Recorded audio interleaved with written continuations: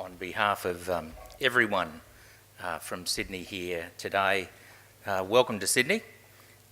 We hope your stay is as delightful as it is fruitful.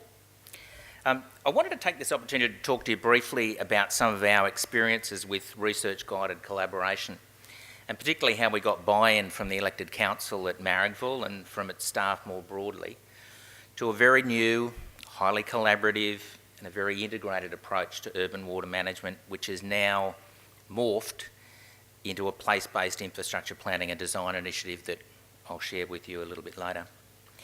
In the beginning, it would be fair to say there was darkness. That was nearly a decade ago when we happened upon the research of Professor Rebecca Brown and her colleagues as the guide to developing an integrated approach to urban water management. At that time, local government was well aware of the need for improved environmental outcomes. The Local Government Act had been changed to recognise environmentally sustainable development. But ESD or environmental issues were the concern pretty much of the fringe community. The only environmental concern for local government was pretty much regulatory. As an industry, we didn't have the skills, we didn't have the knowledge to integrate traditional areas of work with environmental or social outcomes. Environment pretty much wasn't our core business. Using evidence as opposed to data to drive decision making was also relatively novel. We were determined to approach a complex problem with evidence and common sense and to rely on our ability to garner support from our community. The first and foremost reason we got buy-in was because the initial work in 2002-03 received external funding. That's a reality. With the funds from the Stormwater Trust, we were able to find Rebecca Brown, form a partnership, and directly apply her research into organisational capacity for stormwater management and planning in New South Wales and work with her to design solutions. The second reason we got buy-in was because we communicated strategically to all stakeholders, primarily local people, councillors, staff, and then state agencies, and then others. We shared the problem locally and worked together to lay out possible solutions. We were prepared to learn as much as we were prepared to teach. We were prepared to listen as much as we were prepared to spread the word. We remained open to the possibility that there was no one solution, but a great many of them, and we needed to select the right one for the right circumstance. Perhaps most critically, we got buy-in because the local people and councillors were engaged in something they were very interested in: their neighbourhoods, their quality of life, and their future. They are all powerful motivators for engagement. The work we did was based on the experience of councils across New South Wales. It mirrored Marrickville's own experience and highlighted the challenges we had been facing. We used Rebecca's research to design a new way of planning for integrated urban water management, planning on a local scale, engaging with the community to share the problem and to plan the future, and working across disciplines to bring all issues to the table.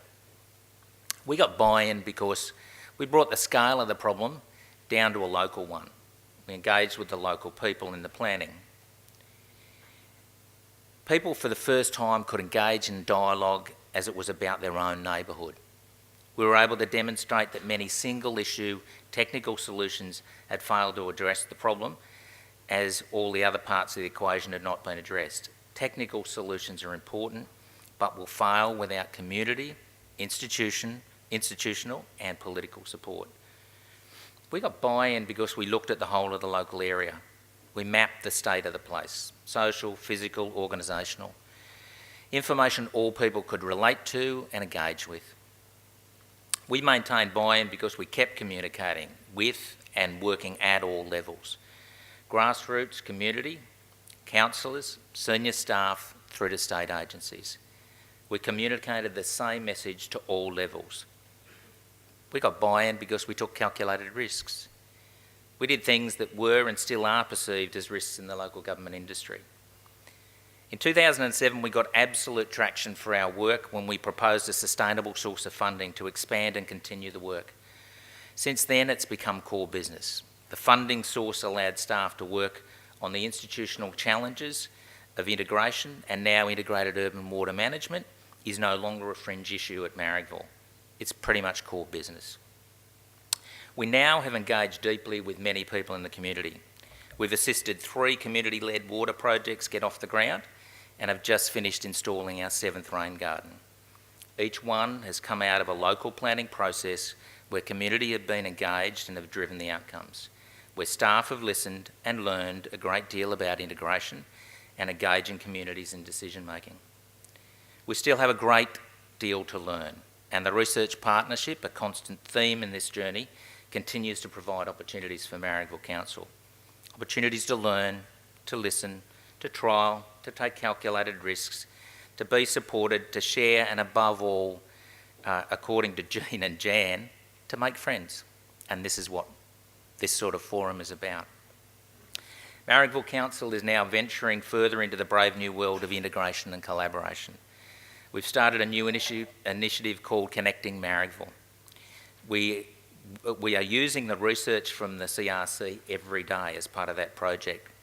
Connecting Marrickville is about connecting people with place and place with people, so we as an organisation and as a whole community can make better decisions and see limited resources well directed so that we have multifunctional green infrastructure that provides for the communities of the future, a future we're all looking forward to. Thank you.